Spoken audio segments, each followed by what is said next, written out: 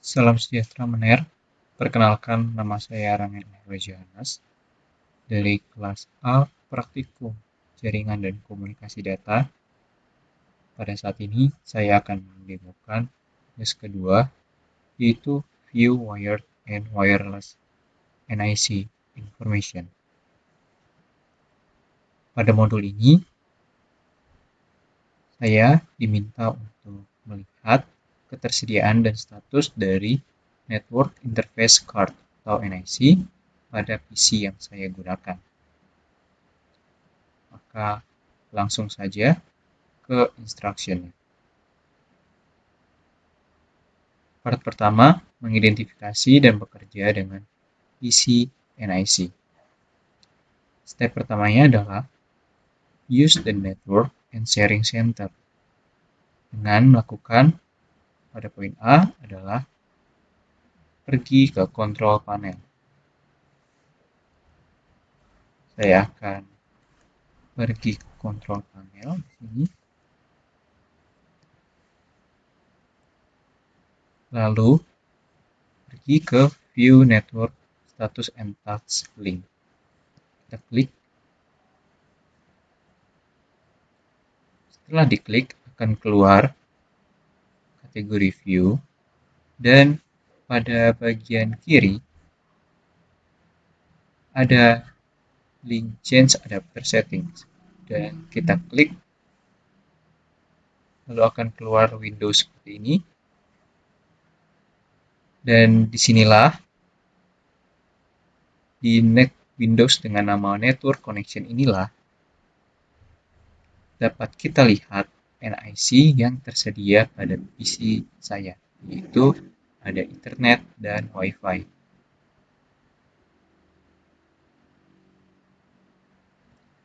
Lanjut ke step 2. Namun sebelumnya, sebenarnya bila kita terkoneksi dengan VPN, dalam network connection Windows ini akan tertambah icon baru yang bernama VPN. Namun karena saya tidak terhubung, hanya terhubung ke Wi-Fi, tampilan itu tidak ada. Oke, sekarang kita kembali ke step 2, yaitu bekerja dengan wireless NIC saya. Pada display Windows Network Connection ini, kita akan mengaktifkan wireless NIC. Dan di sini wireless NIC saya bisa dilihat di bagian ini. Dan saya tidak perlu mengenable-nya karena NIC ini sendiri sudah dalam kondisi aktif. Dan kedua, di poin B, saya sendiri sudah mengconnect ke salah satu SSID. Pada itu saya akan lewatkan dan pergi ke poin C, yaitu right click dan pergi ke klik status. Nah, status ini akan mengeluarkan Windows Wi-Fi status dan dia menampilkan beragam informasi. Salah satunya adalah SSID atau Service Set Identifier. Ini dia. Dan SSID yang saya gunakan adalah Mawallet #fry-net. Dan kemudian dalam WiFi status ini juga bisa kita lihat kecepatannya. Di sini kecepatan saya naik turun, sekarang 65, sekarang lalu 4357 megabit per second. Di WiFi status ini kita bisa ke details untuk melihat informasi lebih dalam. Dan seperti ini dia tampilannya. Ada sangat banyak informasi yang dapat kita lihat di sini. Salah satunya adalah MAC address yang disajikan dalam properti physical address, di mana MAC address-nya yang ada dalam PC saya adalah F8, B5, P4D, 611D0E.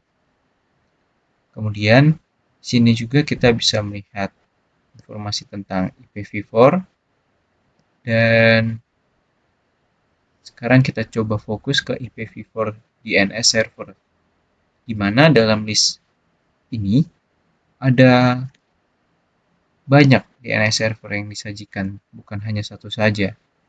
Dan kenapa bisa seperti ini? Karena DNS server itu sendiri adalah supaya users tidak perlu mengunjungi situs lewat IP address. Jadi, users bisa menggunakan nama situs dan DNS server inilah yang akan menerjemahkannya menjadi IP address. Nah, dengan ada banyaknya DNS server yang ada, ini bertujuan supaya ketika DNS server yang pertama ini mengalami gangguan, tidak aktif, down, maka dia akan berpindah untuk menggunakan DNS server 8.8.8.8 ini. Sehingga koneksi dalam jaringan saya akan tetap stabil dan saya bisa tetap mengunjungi berbagai situs tanpa mengetik IP address.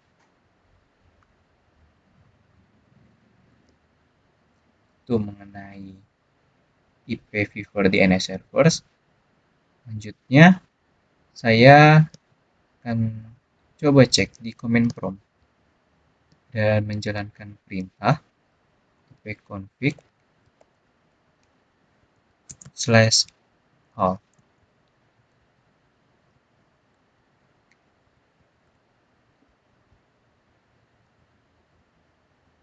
Bisa dilihat bukan? Keduanya ini menampilkan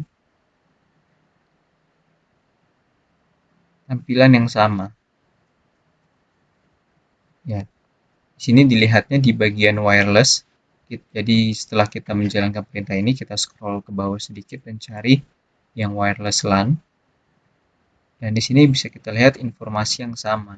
Ada physical address, DHCP enable,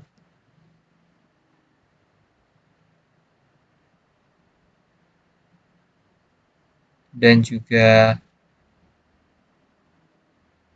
lainnya. Nah, DNS server pun disajikan di sini dan hasilnya sama. Itu mengenai poin F. Selanjutnya, saya akan menutup Windows ini dulu.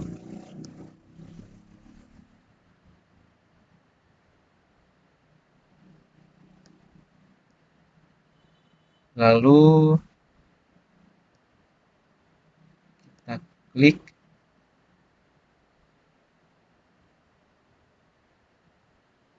ini status, dan di WiFi status ini tadi kan kita berkunjung ke details. Selanjutnya kita akan pergi ke wireless properties. Nah, dalam wireless properties ini bisa kita lihat informasi nama dan juga SSID-nya. Dan sekarang kita pergi ke bagian security type-nya. Di sini bisa kita lihat security type dan encryption type-nya. Dalam jaringan yang saya pakai ini, sayangnya menggunakan security type no authentication. Jadi tidak ada network security key dalam jaringan ini. Lalu kita akan tutup ini. Nah, di network connection, bila kita mengklik kanan WiFi ini, lalu kita ke connect, disconnect, ini akan menampilkan list jaringan SSID yang bisa saya gunakan. Dan dalam jaring jangkauan komputer saya ini, hanya SSID dengan nama Mawale Freenet lah yang dapat diakses. Dan dalam hal ini, saya sudah terkoneksi dalam jaringan ini, sehingga langkah terakhir dalam step ini tidak saya jalankan. akan saya lewati. Kemudian ke part kedua, mengidentifikasi dan menggunakan sistem Train Network Icon. Step pertama adalah kita akan menggunakan network icon. Di sini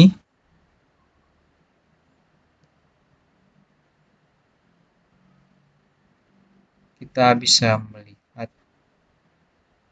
sebelumnya di sini saya sudah ada di network connection.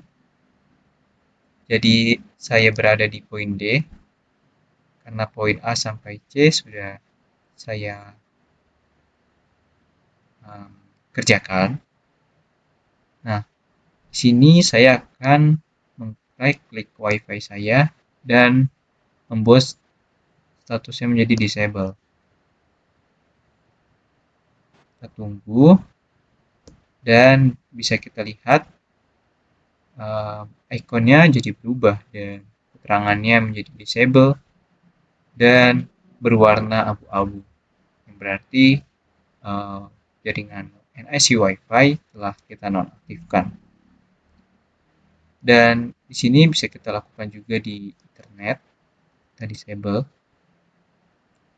dan keduanya menjadi tidak aktif. Nah,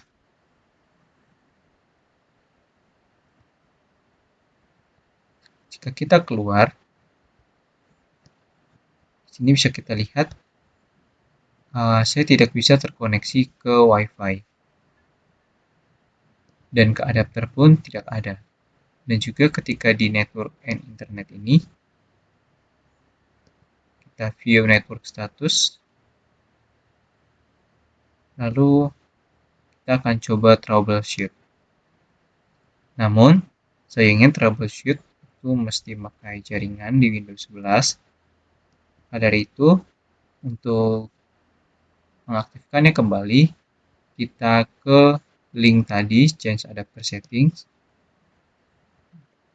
Sini keduanya masih dalam kondisi disable, dan saya akan mengaktifkannya kembali.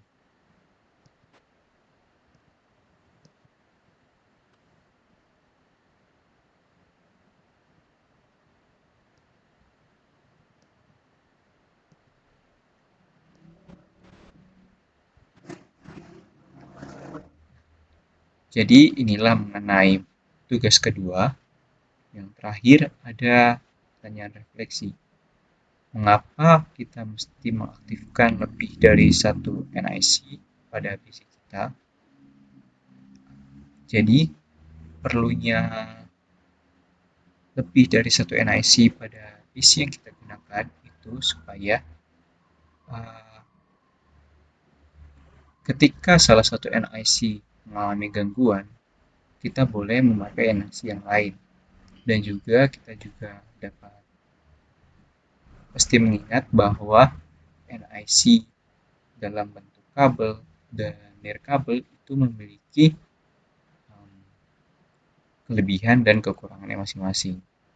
Lewat kabel, ketika kita ingin mentransfer data berat, ya kelebihannya lewat kabel transfer data akan lebih cepat dan juga lebih stabil. Tapi kurangnya lewat kabel mobilitas kita jadi kurang sehingga kita mesti bekerja dan stay di tempat yang sama. Sedangkan lewat NIC wireless kita memiliki mobilitas yang lebih tinggi karena bisa berpindah-pindah tempat. Tapi kurangnya adalah karena NIC nirkabel mentransfer data lewat sinyal, lewat gelombang. NIC nirkabel ini cukup mudah mendapat gangguan mulai dari tembok, alat-alat elektronik sekitarnya, dan sebagainya, sehingga transfer data mungkin kurang stabil dan tidak secepat lewat kabel. Jadi dengan dua NIC yang aktif, kita juga boleh memakai NIC sesuai kebutuhan pada kondisi-kondisi yang berbeda. Itulah dari saya mengenai tugas kedua. Sekian dan terima kasih.